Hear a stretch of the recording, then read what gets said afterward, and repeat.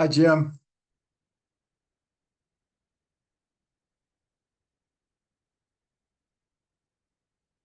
Got it. Hi, Jim. Hello, am I here? Can you hear me? I can hear you. Can you hear Oh, okay, me? good. Yes, good. Well, I'm so glad to meet you, and I'm so grateful for your willingness to chat. Well, yeah, I, and this is sort of could even set the tone. Thinking about it, and particularly as I noted that I'm going to this Franciscan order Yes. convocation. Thinking about it, I don't remember so many details as the essence that Walt created. I realized Walt really affected a lot of who I am, and he undergirded the Franciscan Franciscanness in me. So have you made a switch to Franciscan? No, there is a an order called the Order of Ecumenical Franciscans. Okay. It was chartered initially with the United Church of Christ, but it moved broadly to being very ecumenical. Um, no, you stay in the church. Part of the requirements, in a way, is that you still are involved in your church, your local church. Okay. But it's a next level of commitment. It's like the third order. Francis had his first order. That was those that just gathered around him. His second order, that I'm not sure what they did, but the third order was designed for lay people Okay. that stayed in their lay settings, but nonetheless were Franciscan. So, Jim, you're saying you see a connection between where you've ended up and Walter. That's right. Oh yes. As I thought about it, um, as a matter of fact, I wrote down. I almost brought to you the cord, the Franciscan cord, which has which you wrap around your waist, Mhm. and it has three knots, Mhm. and the knots are for poverty, Mhm. chastity, and Mhm. obedience. Mhm. And just as David Lohr had said that he was changed in many ways. I was undergirded in many ways with uh, the things that I sort of brought. Uh, I brought a born of a depression home. Mhm. A family that went through the depression. A Mhm. grandmother that was not ashamed to dig through the neighbor's uh, garbage to get food, and she worked for the WPA. Mhm. And that's because their tenant farmer, father and husband, had died. Mhm. Uh, I came. They're very frugal, Mhm. and I'm born, and I have a wife. I have a mathematician wife, which is helpful to have math, except it screws up. I don't do math anymore. You know. Uh, So you grew up in the German evangelical pietist tradition, oh, by all means. and we're at Kreuz evangelische and Kirche, evangelische Kirche. Uh, yes, no, it wasn't Kreuz anymore. It was cross evangelical and Reformed church Yeah. by the time I got there. But I was baptized, as I think I in a note, Karen Dietz's father Mhm. baptized me. Yes. Reverend Pondermill was, he was one of those saints in my life because he was a big, tall guy and a strong preacher. Mhm. Anyway, the, So you grew up in New Orleans, Jim? no, I grew up outside of San Antonio, Okay. which is significant because that's a very Franciscan area. It was Okay. it was created by it was colonized. The conquistadors sort of colonized it, but the Spanish, uh, at the request of the Pope, the Franciscans civilized it, as it were, and built San Antonio de Rivera de Alamo, Mhm. and San Jose built 7 missions around San Antonio. I grew up outside, about 40 miles east of San Antonio, but still area affected by Franciscans and the Franciscan spirit. And and this is significant because these is where it all flows together.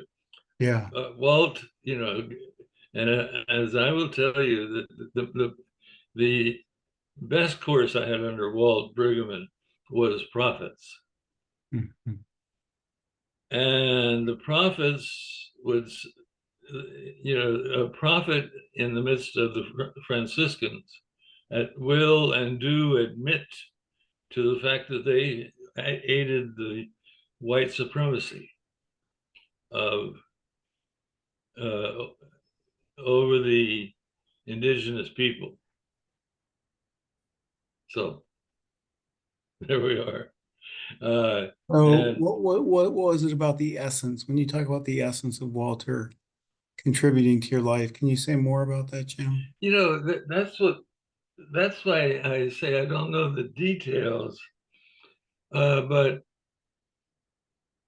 um, I'm going to the 3 chords of Franciscan life are poverty, chastity, and obedience. And Eden, as a whole, really taught me that you. I mean, I don't know how this happened. That's why it's the essence. And Mhm. and Walt's preachings really did this. That you focus on the marginalized. Yeah. I mean, that's what the prophet does anyway. Right. Is focus on the marginalized and the and the poor, and that's where my whole ministry. I started a Habitat for Humanity affiliate, and that was because I was doing street ministry as an associate in St. Petersburg. That's what led to that. St. Petersburg, Florida. Hmm. I worked with the United Farm Workers. Uh, a story about how going to I spent too much time with the farm workers probably led to my first divorce. But anyway, then that's another story. And so poverty, chastity. Now, Walt was for rigor. He was, and he had a great deal of tolerance for the fact that at that time we weren't the most rigorous. You could get by in Eden and not have read the whole Bible or be familiar. You had to read H. Richards' Christ and Culture. You could not get by with not reading Christ and Culture, but you could get by. So he, he had a sense of humor, but he still really wanted rigor and rigorous looking at Scripture. Yeah. And that's a part of chastity, is being, not allowing all these outside forces to dilute the word. And obedience, we got, and I'm not sure it was just from Walt, but again with the prophet, you did not listen to Paul, Romans 13, or Peter, 1 Peter, that you obey all authority, except that you are obedient to the Holy Spirit and to the gospel and to the word of God, which is different, which, the distinction was made. That again, mostly in prophets. And here's the thing. I wrote a paper, my final paper for prophets. Walt actually said, "Oh, this could be published," but I was going into the pastorate and I had way too many other things to do. And so, second, I have to turn this noise off. I never did it, but the prophet's course probably of all his, and lament, the prophets and lament, really lament more for the pastoral element, and prophets for how to be a pastor and be a prophet. Do you remember what Walt said about being a pastor and a prophet at the same time, and whether it was possible or how one does it? It was the holistic thing. I mean, all of them. Look, Jeremiah was one of the focuses. But no, I couldn't give you a detail of what Walt said in that regard. But I know indeed he did. He painted the prophets, and Jeremiah, bought the land outside of Jerusalem and had this great sense for the people. As did I. Well, Isaiah 3, I think, mostly, but Isaiah as a whole. So you were at Eden what years, Jim? 70 to 73. So you overlapped with David? I did. Year? David came my second year. He went, because he went on intern, a yearly intern, he actually graduated 1 or 2 years after I did. Okay.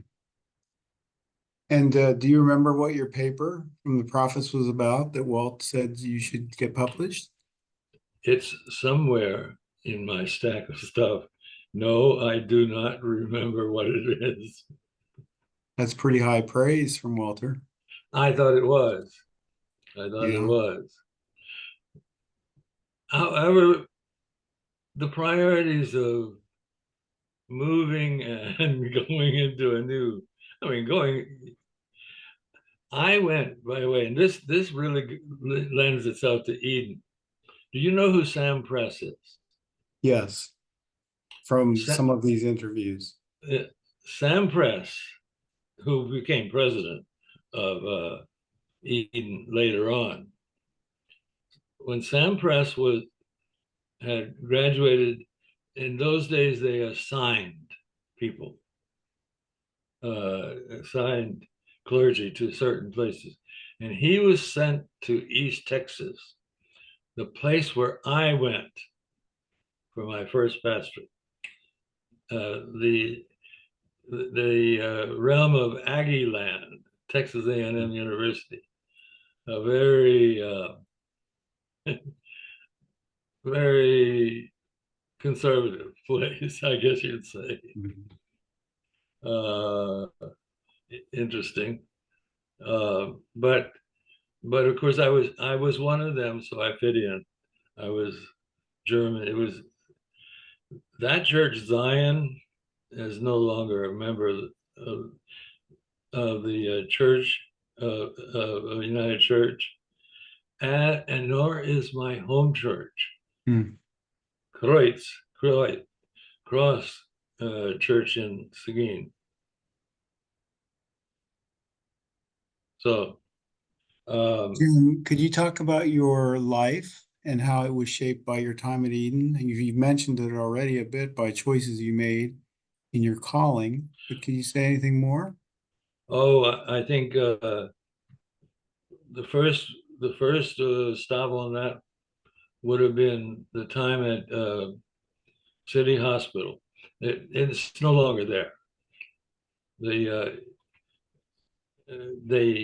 I'm pretty sure they tore down City in the 50 years or so. But City was for the poorest, Mm. and it was just encountering people um, in the depths, going to City, and actually the two clinical, even then my CPE, which was at oh Barnes. It's now called Barnes Jewish Hospital in St. Louis. Anyway, Barnes Jewish. I actually went to the and visited in the. It's a complex of hospitals, Mhm. and I went to the hospital where God, now I'm getting George McGovern initially had chosen a vice president who turned out to have shock therapy. It was in that hospital, Okay. and that, but Eden, yeah, I I do know that in the middle of my middler year, I really thought, golly, do I want to do this? But I've gone halfway, so I might as well finish it. Did you consider going anywhere else other than Eden? Yes, initially, I would like to go into the Pacific School of Religion, but that was not economically possible. I wanted to go to Austin Presbyterian Theological Seminary in Austin, Texas, 50 miles from my home, Yeah. because Jose Lauderberg was a professor and had a Hispanic studies. Um, in I went to Texas Lutheran College in my Mm. hometown. Now it's Texas Lutheran University. And in my senior year, we did a church in the city on the west side of San Antonio. And that so affected me that I really did want to follow up. But but economics always has a play, you Mhm. know. And my wife at the time was an elementary school teacher, and the chances of her getting Mm. a job in Austin with all its universities was not very high. Plus the cost was so high. Um, Berkeley, I was married to at that time Angelino, Los Angelino from Whittier, and so she was West Coast. So it would have been, there was value to going to there, but that didn't happen. As it turns out, and something I didn't know, my daughter happened to go to Oberlin College. Okay. Oberlin, you may have encountered some people with what was it, a BD? Oh no, it was backwards.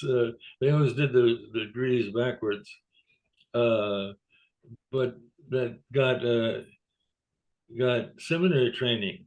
There was a there was a divinity school at Oberlin for a while, and I've known a few people older than us that had it, had degrees there. It turns out Oberlin had switched all its scholarships for the United Church of Christ students to Vanderbilt. Mm. Had I known that, I would have gone to Vanderbilt, but I didn't know that. So, and I don't know if Frank Dietz told you this.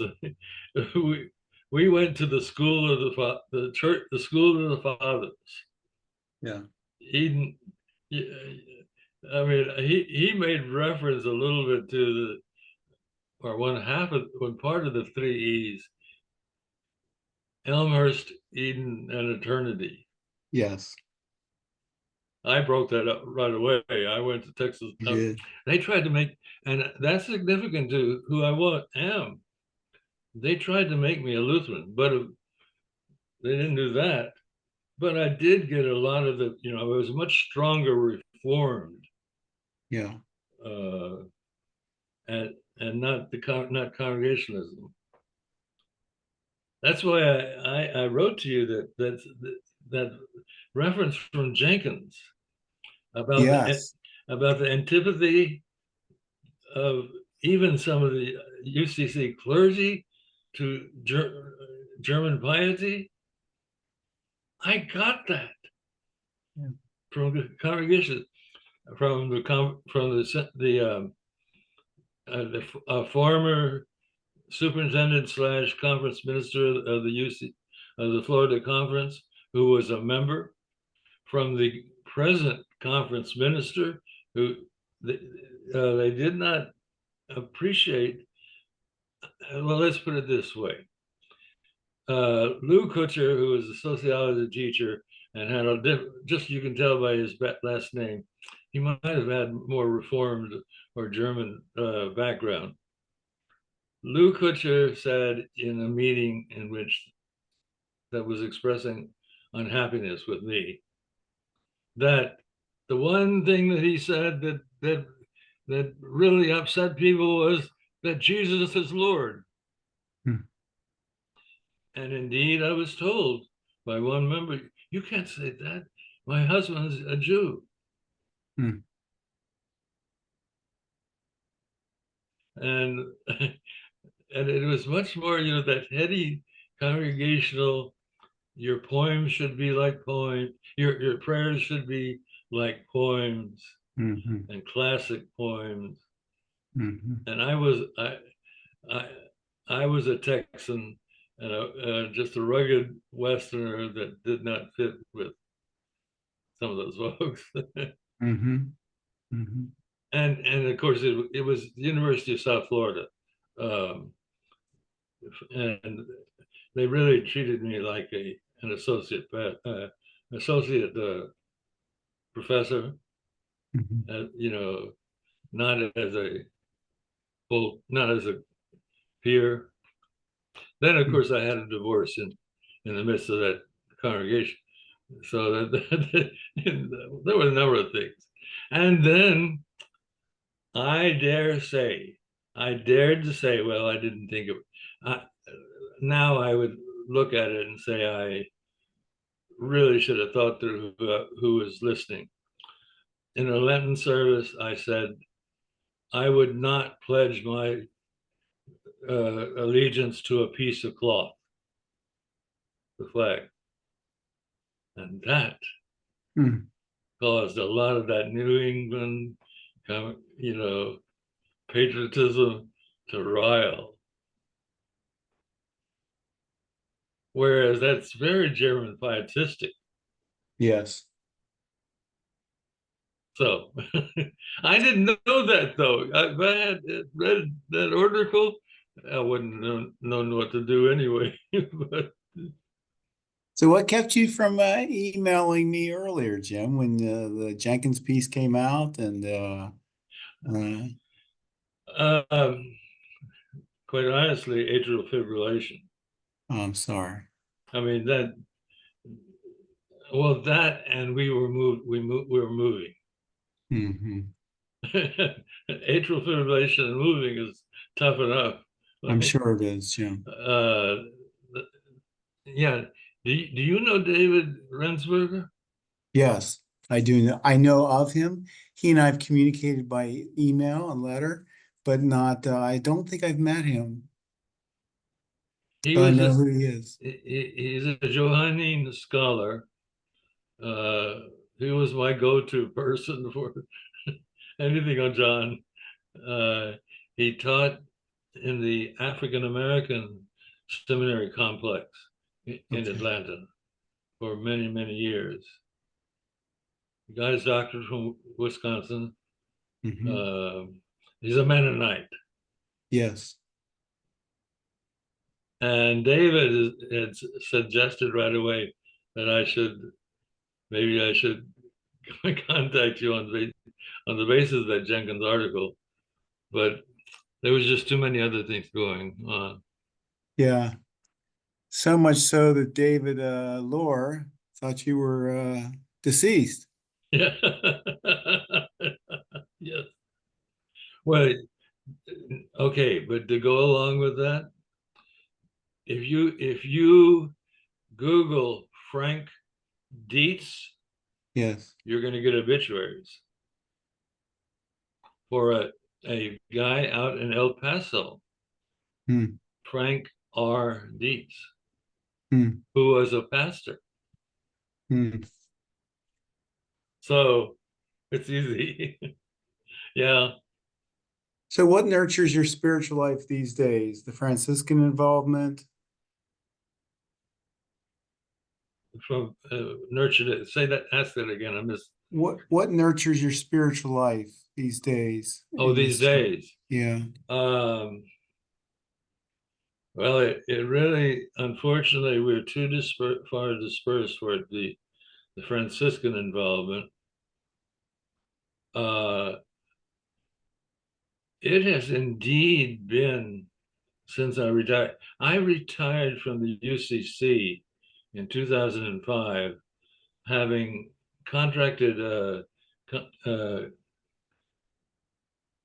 oh, congestive heart failure Hmm. in 2003, and I couldn't go. And um, then it was in a very contemplative church uh, that setting that it was a church. I mean, it has been the church. The church is so key. Hmm. The church in its many forms. Hmm. I mean, in Central, it was a Congregationalist church, but it wasn't a Congregationalist church in the same way as the Hmm. one I had encountered. Um, yeah, it would be though the many resources like Richard Rohr Hmm. and those, and in part the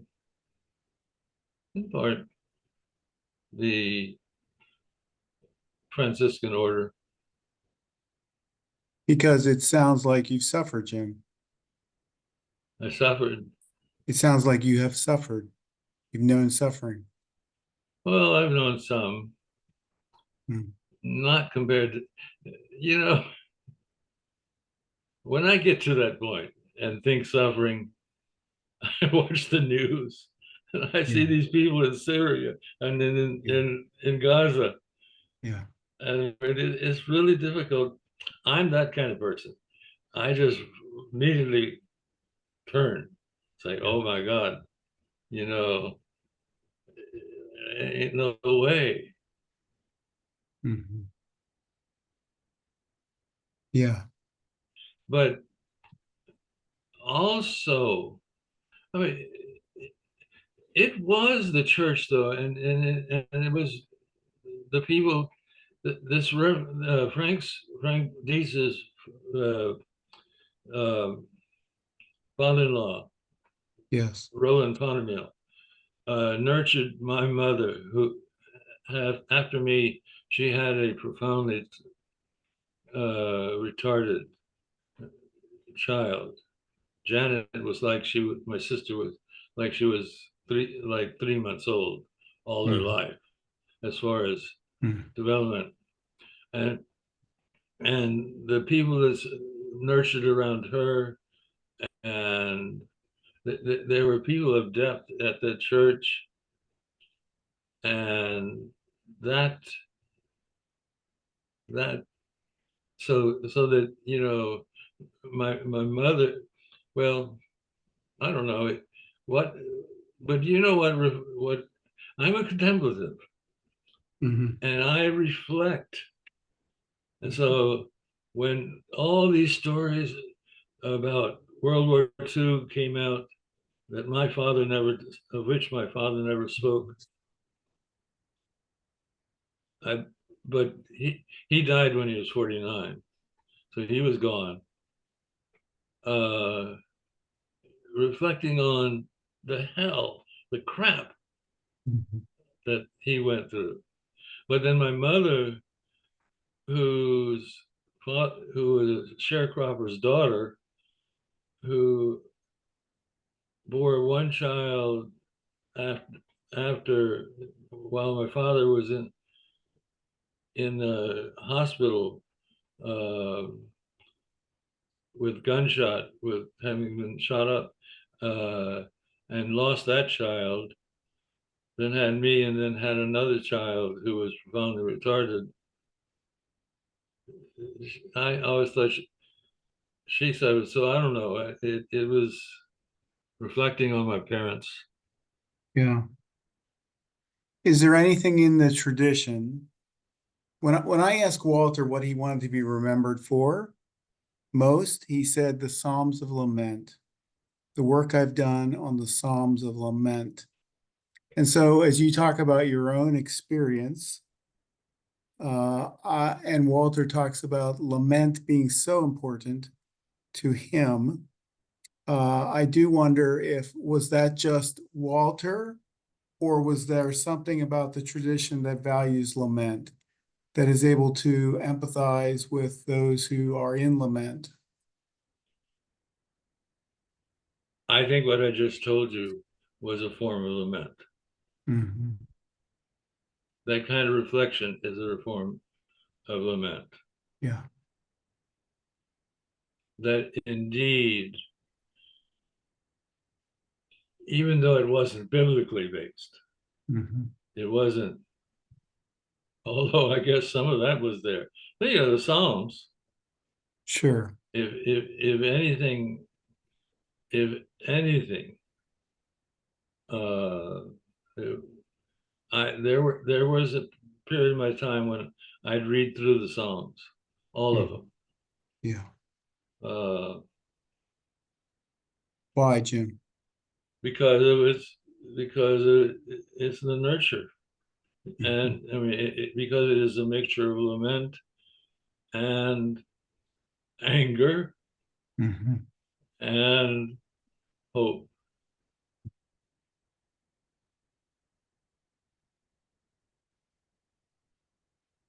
And I think one of the things that I've taken away from Walter is the incredible hope that the man exhibits, that comes from his deep, deep confidence that God remains God, that God is sovereign, and that God remains who God says God is, and that even our responsibility to call God into action at times, to call God to remember hope, to call God to remember the promises that God has made to us. That's been profound on me in my work with Walter. And I think that comes out. Walt was very humble. Mm-hmm. Now, not everyone got that Yeah, because he was a strong figure. yeah. But I think, yes, I mean, yes, uh, in the um, in the lament course, in in speaking of Job, but of and others, there was that humility that I am not all powerful. Mm-hmm. However, I have to tell you another story, a story, a story, a side story that goes with it.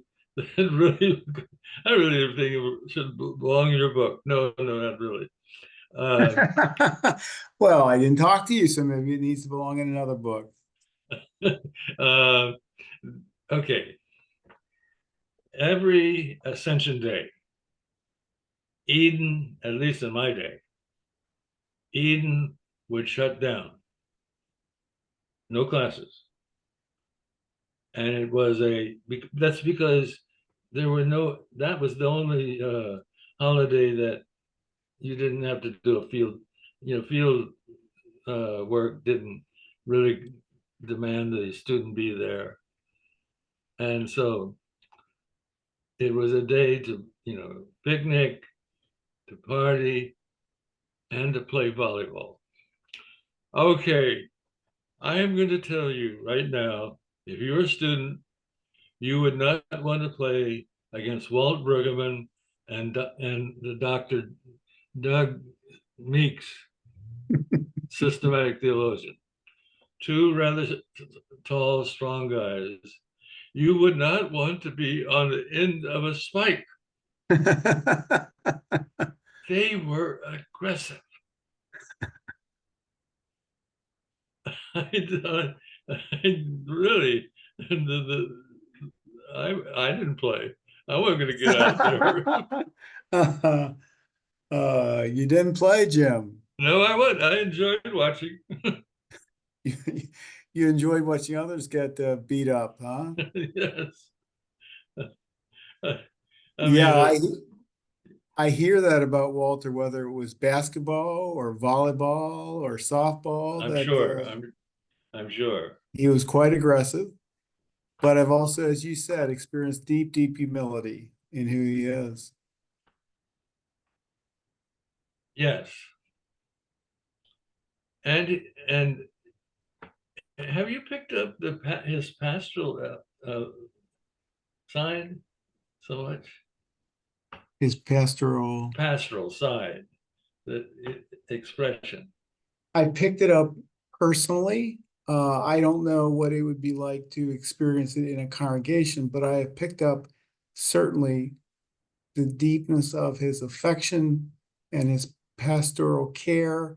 In fact, I was drawn to him, Jim, because I was a deeply wounded pastor who had just gone through COVID, who had been gotten to the point where as I preached messages about racism and against racism during Black Lives Matter, I would get hate mail. And so I actually turned to him and asked if I could write his biography. First of all, I asked him, do you have a biography? Because I just sensed that if he did, it might give me a pathway back to where I needed to be. And when he said he did not have a biography, I quickly asked the next day, could I write your biography? And it was an audacious thing to do, but I desperately needed, I was getting in trouble for, I'm not Walt Brueggemann, but I was getting in trouble for launching into, as a pastor, the prophetic. and I was getting a lot of trouble for it. And I was in the midst of a Parkinson's diagnosis and struggling with my health. And I had just resigned, but I needed healing. And so I turned to Walter, and that was the person I needed at that time to help bring healing, because he had a history of bringing healing to pastors, Yes. a pastor to pastors. So Well, yes, I definitely have. so also, and also with me, Yeah. as, um, I worked with the Heifer Project. You remember Heifer Project? Oh, sure. I was a Southeast Regional Director, and then Heifer, because it was the dynamics of publicity of hunger, and it had subsided, and they overreached, and so then they downsized dramatically and left me floating. Mm. And I didn't know exactly where to go because, as you know, or maybe you never hope, you get out of the stream. It's not as easy to get back in. Not at 49, 46, and late 40s and 50. Well, it was 50, age 50. Anyway, I asked to. Oh, and this is when Walt had he and I went to Atlanta together.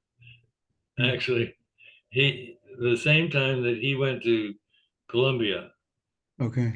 that's when I took up the office, the Heifer Project office in Okay. Atlanta. Okay. So I was living there. I asked to have lunch with him, Mm. and it was at a place called Po Boys, not Poor Boys, Po Boys. This is Atlanta,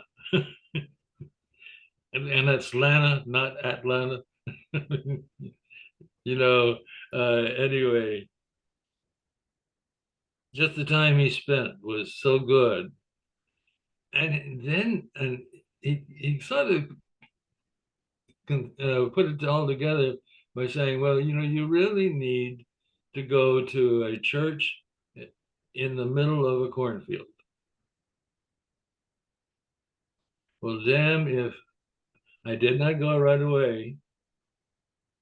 I actually went to a Rust Belt town in Ohio for uh, an, an abolitionist town, church that unfortunately was not viable, and then went to a it was suburban Baltimore, Washington, but it was a Reformed congregation. It was Reformed. It was one Mm. of those Reformed Lutheran agreements to share the same building. Mhm. And it was that was my longest pastor. And it had a cornfield across the street. I mean, it wasn't exactly the middle of Iowa, but Yeah. because DC was 60 miles to the south and Baltimore was about 25 miles to the east. So that was not exactly what what Walt was discussing, and yet it was, Yeah. because it was still the South Pennsylvania. Yeah. It really was South Pennsylvania. I Mm. mean, when I went to the hospital, went not to Gettysburg, but to forget the town across the line in Pennsylvania. Uh, did weddings Hershey. and get Hershey. no closer, right there on the on. Oh, you look at the map and you'll see Yeah. it. Anyway, it was south. It was South Pennsylvania. Snydersburg was the name of Okay. the Okay. place. Okay. And Walter has a way of bringing healing without saying a whole lot sometimes. Right, right. And I asked him about that, and he said, "Well, I guess it's just presence, and I guess that's what it is, isn't it, Jim? It's our That's, I mean, presence." because I can't tell you a lot about what he said, but it was, um, it's part of that balance between humility and the strength that goes with Yeah, aggression yeah, or confidence, yeah, humility and confidence. yeah.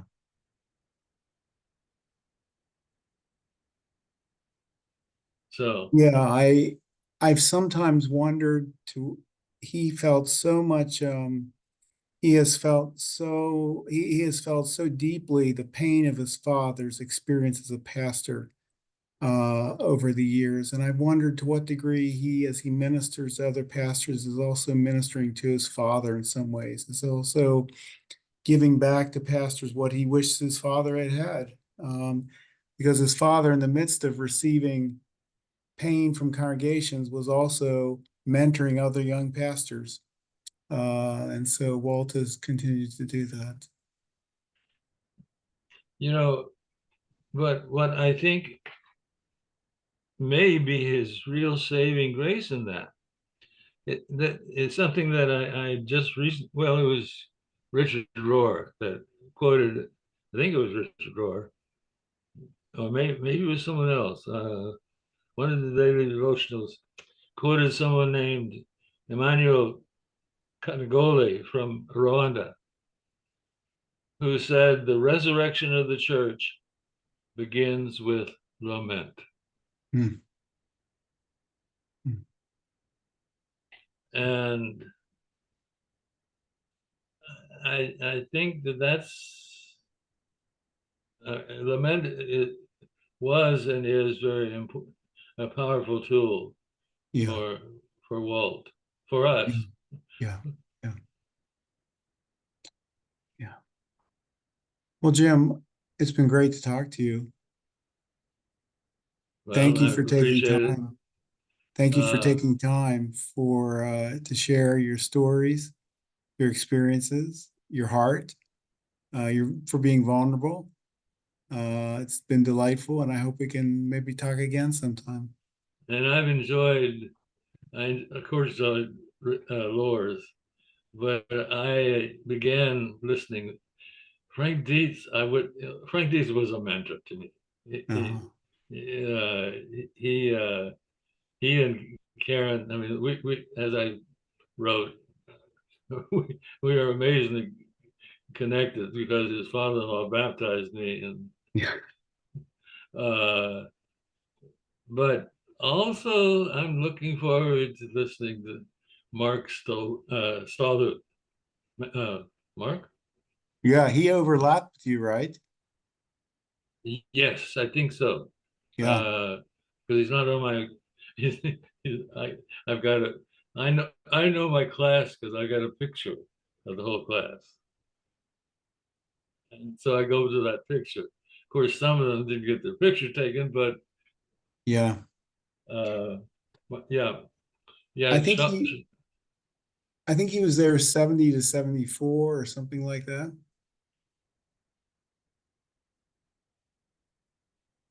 Later? No, I didn't think so, but maybe Yeah, not. maybe he Maybe was. so. Maybe that I don't Maybe I'm remember. wrong. I mean, it was just yesterday. I should remember that, Jim. But Well, maybe it was 74. No, but that, I mean, that would keep him out of my class picture. So, yes. well, you'll enjoy his conversation with me. Very understated, dry sense of humor, but very engaged and very much a child of the tradition also. Did he talk about his, as David Lord did, his orals? No, he did not. I, that's an element of Eden that was much more crucial than that was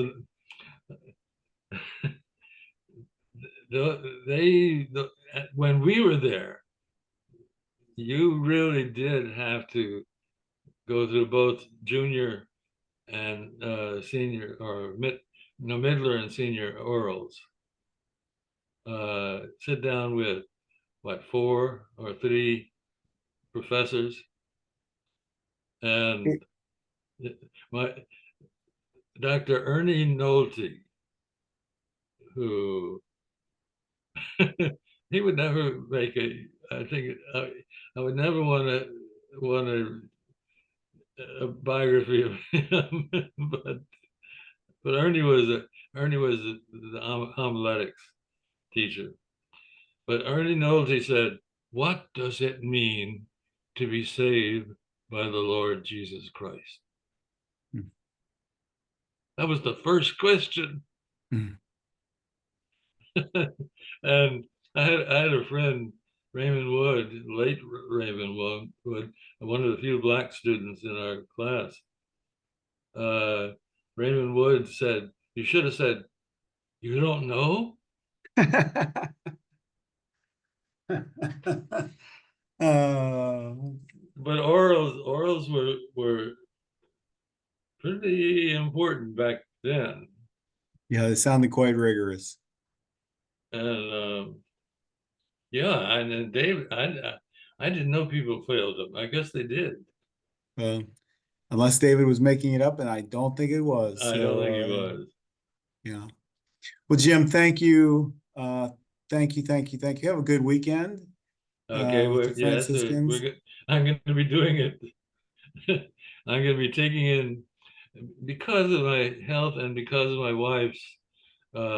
She's a little bit older, and it's not good. She's fallen a couple of times, so I want to be around. Yeah. She's 82 now, Uh, so I want to be around.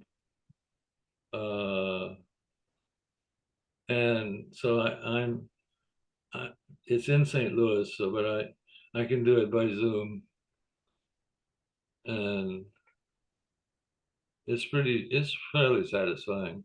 I'm even going to do a presentation oh, wow. because I'm one of the older standing professed people in the order. How did Wonderful. they want to know how I got, what drew me and got going? Hmm. So Well, blessings to you, Jim. okay, thank you. The Lord be with you. I will get to your book eventually. Oh, that's all right. I don't There's no, read. Reading is more difficult for as I got older. yeah, I understand that. I Um, understand that. but I understand that. even though I have more time, Yeah, that's the bad thing about it. I've yeah, got more time, but I don't got the what it takes to read. yeah. And your eyes get really, they wear out. Well, blessings to you, Jim. Okay, Thank thank you. you. Blessings for you. I look forward to your other.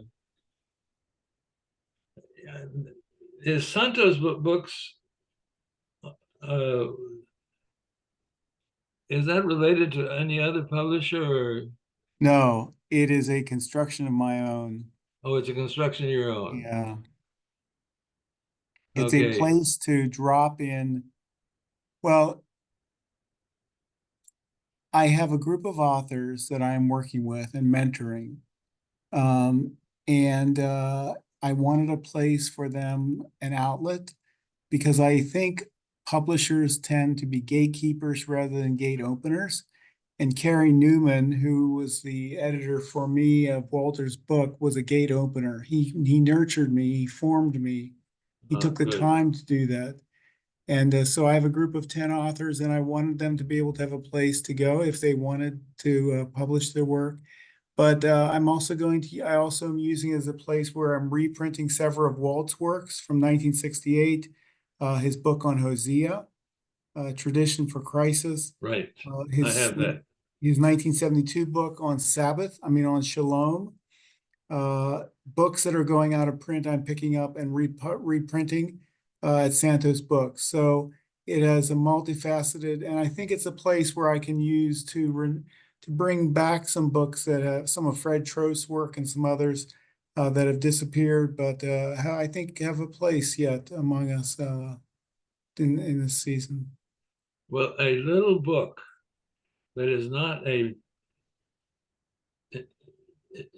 catechism, the Evangelical Catechism. Yeah. I have one someplace. The one that Fred wrote. I don't know. No, In it would have been before 2006. Fred. Yeah, okay. It was before Fred. Okay. You're talking about Fred Trost. Yeah, he wrote the 2006 version that he includes the ENR catechism, but then an introduction that he wrote that's lovely, describing the tradition, and then includes the catechism. But I'm not sure if you've seen that or not. Well, I just thought maybe in that tradition, the Evangelical Catechism and the Heidelberg Catechism Yes. together, because that's formed the backbone of the ENR Church. Yeah. Well, thank you, Jim. I've Thank got a you. call at 2, but blessings Okay. to you. Okay, bye. Peace and all good. You too.